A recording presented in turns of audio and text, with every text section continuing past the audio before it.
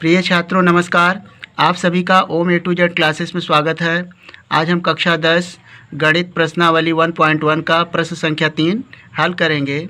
इसके पहले वाले वीडियो में प्रश्न संख्या 1 और 2 हल किया जा चुका है। तो आज हम प्रश्न संख्या 3 हल करेंगे। यह बहुत ही महत्वपूर्ण प्रश्न है। पेपर में इस प्रश्नावली से अधिकांश 4 या 6 नंबर में क्वेश्चन आते रहते हैं, तो यह क्वेश्चन ही बहुत ही महत्वपूर्ण है। तो प्रश्न संख्या 3 इस तरह है, अभाज्य गुणनखंड विधि द्वारा निम्नलिखित पूर्णांकों के एचसीएफ और एलसीएम ज्ञात कीजिए। तो प्रश्न संख्या 3 में कुल 3 भाग हैं। हम तीनों भागों को इसी वीडियो में हल करेंगे। तो यहाँ पर कहा गया है अभाज्य गुणनखंडन विधि, यानी अभाज्य संख्याओं द्वारा इनका गुणनखंड करना है और उसके बाद एचसीएफ यानी हाईएस्ट कॉमन फैक्टर और लीस्ट कॉमन मल्टीपल ज्ञात करना है। तो सबसे पहले प्रश्न 3 का भाग 1, फिर 2 और 3 हल करेंगे। तो पहला भाग हल करते हैं। प्रश्न 3 का भाग 1 है 12, 15 और 21 का। सबसे पहले हम अभाज्य गुणनखंडन करेंगे। 12, 15 और 21 का अभाज्य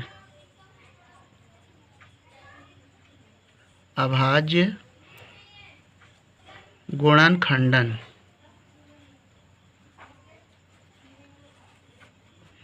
करने पर, तो सबसे पहली संख्या है 12। 12 का अभाज्य गुणनखंड करेंगे। अब यहाँ पर 12 संख्या सबसे छोटी अभाज्य संख्या होती है 2। हम 2 से इसे विभाजित करेंगे। तो 2 से काटें, 2 छंग 12, पुनः 2 से कटेगा 6, 2 तिहाई 6 और अंत में 3 से कटेगा, 3 एका नम 3। तो 12 का जो फैक्टर आया 2 इंटू 2 इंटू 3। इसी तरह 15 का अभाज्य गुणनखंडन करने पर संख्या के अंत में 5 है, तो यह संख्या जो है 3 अथवा 5 से विभाजित हो जाएगी। 5 और 1 को जोड़ेंगे 6 होगा और 6 संख्या 3 से विभाजित होती है। तो यहाँ सबसे पहले हम 3 से काटेंगे, 3 पचे 15 और फिर 5 से, 5 एका नम 5। तो 15 का फैक्टर आया 3 और 5। अब 21 का देखें, संख्या 21 3 से कट जाएगी, 3 सते 21 और अंत में 7 एका नम 7, 7 से विभाजित हो गया। तो यहाँ पर जो 12 का फैक्टर आया है 2 बार है, तो 2 की पावर 2 गुणे 3। उसके बाद लिखेंगे 15। तो 15 का फैक्टर आया है 3 गुणे 5 और 21 का फैक्टर है 3 गुणे 7। अब यहाँ से इसका अभाज्य गुणनखंड करने के पश्चात हम इसका सबसे पहले एचसीएफ ज्ञात करेंगे। तो यहाँ पर एचसीएफ हमें ज्ञात करना है 12, 15 और 21 का। तो यहाँ पर जो सबसे न्यूनतम घात है तीनों में और उभयनिष्ठ है वह 3 है। 3 संख्या तीनों संख्याओं में उभयनिष्ठ है, यानी ये देखें 3 उभयनिष्ठ है। तो इसका जो फैक्टर यानी कॉमन फैक्टर है वह 3 है, यानी उभयनिष्ठ संख्या 3 है। तो यह सीएफ हो गया 3, 12, 15, 21 का। अब निकालेंगे एलसीएम। तो तीनों पदों में जो सबसे बड़ी घात है वह 2 की घात 2 है। तो यहाँ पर 12, 15 और 21, तो 2 की घात 2। फिर लिखेंगे जो कॉमन संख्या है 3 लिख लें और 5 और 7, यानी जो नहीं मिल रहा है हम उसे भी लिखेंगे और अधिकतम घात वाली संख्या को भी लिखेंगे। तो यहाँ पर हो जाएगा 5 और 7। अब इसे सरल कर लें। 2 को 2 बार गुणा करेंगे तो हो जाएगा 4 और 4 को 3 बार गुणा करेंगे, 4 3 12, 12 पंचे 60 और 60 को 7 से गुणा करेंगे यानी 6 सते 42 और 1 0 7 में। तो 420 आया, 12, 15 और 21 का एलसीएम। तो इसका एक आंसर ये आया और ये CF आया 3। तो यहाँ से प्रश्न 3 का भाग 1 हल हुआ। अब दूसरा भाग देखें। प्रश्न संख्या 3 का दूसरा भाग है 17, 23 और 29 का। इसे हमें CF और LCM ज्ञात करना है। तो यहाँ पर देखें 17 और 23, 29 तीनों ही संख्याएं अभाज्य हैं, क्योंकि ये संख्याएं किसी से विभाजित नहीं होंगी। इस स्थिति में यहाँ पर जो उभयनिष्ठ यानी जो 17 है, 23 है, 29 है, स्वयं संख्या 29 और इसका एक फैक्टर 1 होगा सभी संख्याओं का, तो उभयनिष्ठ संख्या केवल 1 होगी। तो मासा यानी CF 1 होगा और LCM तीनों संख्याओं का गुणनफल ही LCM होगा। तो इसे लगाने का ढंग है, आप लिखेंगे 29 का अभाज्य गुणनखंड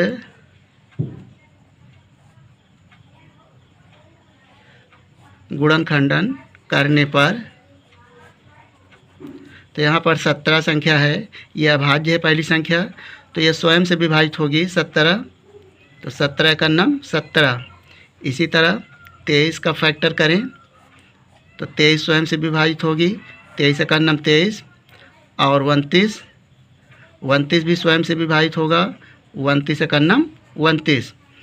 तो यहाँ पर इसका फैक्टर इस तरह लिखेंगे, 17 का जो फैक्टर आया 1 × 17 लिखेंगे और 23 को इसी प्रकार 1 × 23 और 29 को भी लिखेंगे 1 × 29। तो यहाँ से सबसे पहले हम CF निकालेंगे। CF निकाला जा रहा है 17, 23 और 29 का। 17, 23 और 29 का जो CF आएगा, तीनों संख्याओं में जो उभयनिष्ठ संख्या है वह 1 है, तो यहाँ पर लिखेंगे 1। तो यह CF आया 1, एक आंसर ये आ गया। अब निकालेंगे LCM 17, 23 और 29। तो LCM में देखें सबसे बड़ी घात प्रत्येक संबंध संख्याओं में होनी चाहिए। तो यहाँ पर 17 और 23 और 29 प्रत्येक संख्याओं के लिए है, तो यहाँ पर लिखेंगे 17 और 23 और 29। इन तीनों संख्याओं को गुणा करने पर हमें मिलता है 11, 33 और 9, यानी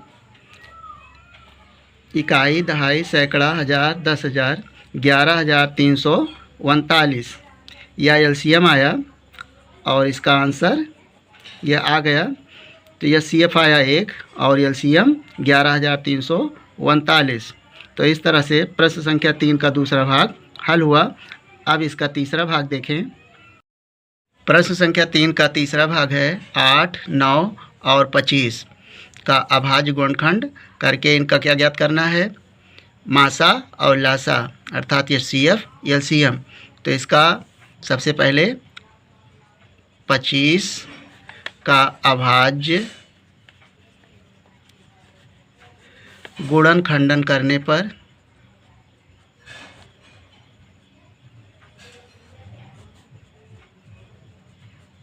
इस तरह।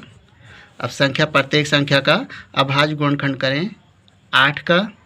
तो 8 संख्या जो है 2 से विभाजित होगी, यानी 2 से पूर्णतया 8 विभाजित हो जाएगा, 2 चौको 8, 2 दूना 4 और 2 एकन्नम 2।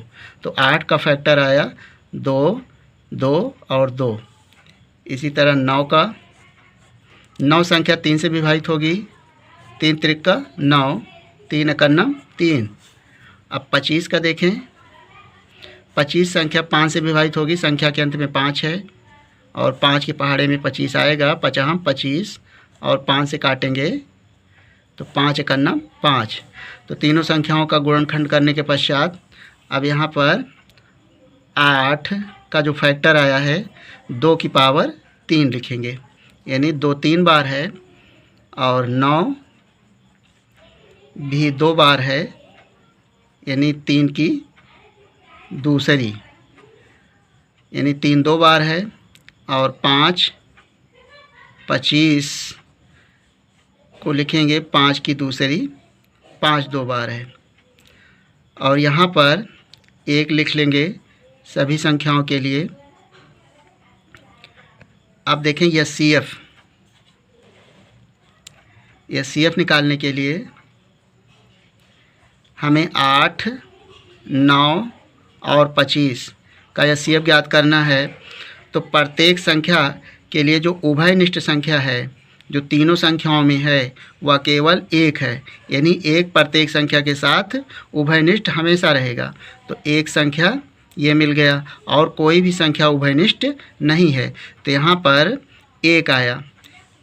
और एलसीएम 8, 9 और 25 का हो जाएगा, यानी प्रत्येक संबंध संख्याओं की उच्चतम घात लेना है। तो यहाँ पर 8 के लिए जो 2 की तीसरी है यह अधिकतम घात है, तो यहाँ पर हो जाएगा 2 की तीसरी गुणे 9 में भी उच्चतम घात है 3 की दूसरी, और 25 में 5 की दूसरी अधिकतम घात है 5 की दूसरी। अब इसे सरल कर लें। 2 के तीसरे का मतलब 2 दूना 4 दूनी 8 हो गया, और 3 की दूसरी का मतलब 3 त्रिका 9, और 5 की दूसरी 5 25। अब यहाँ से गुणा करें, 25 अट्ठे 200 और 2 नवा 18 और साथ में 2 जीरो, यानी 25 को 8 से गुणा करें, 25 अट्ठे 200 और 200 को 9 से, 2 नवा 18, 2 जीरो साथ में, तो 1800 आ गया, 1800 यह एलसीएम आया। तो यहाँ से प्रश्न संख्या 3 का तीसरा भाग हल हुआ। हम आशा ही नहीं पूर्ण विश्वास करते हैं कि आपको इस प्रश्न का हल समझ में आ गया होगा। आपका अपना किसी भी प्रकार का सुझाव या डाउट हो तो हमें कमेंट करेंगे। वीडियो यदि पसंद आया हो तो वीडियो को लाइक कर लें, और चैनल को सब्सक्राइब करके इस वीडियो को अपने दोस्तों के साथ शेयर कर लें। वीडियो देखने के लिए धन्यवाद।